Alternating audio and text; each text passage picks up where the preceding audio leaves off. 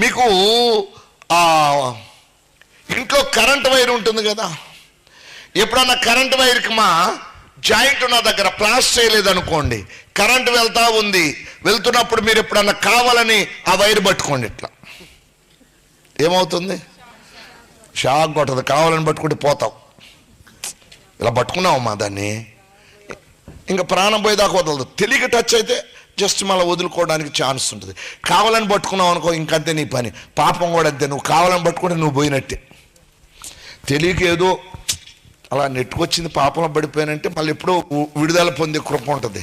అందుకని కావాలని I love you seen అన్నావు అనుకుని నువ్వు ఐ లవ్ యూ అని పోయినట్టే. ఇంకా నిన్ను ఎవడాన్ని విడిపించాలని ట్రై చేస్తే నువ్వే పట్టుకున్నావు, ఇంకెవడో. ఒకసారి అంటే వినండి, పెద్ద ఏరు వచ్చిందంటండి, తుఫాన్ వచ్చిందంట. తుఫాన్ వచ్చి నదులు కొట్టుకుపోతామని అంట. కొట్టుకుపోతా ఉంటే ఇల్లులన్నీ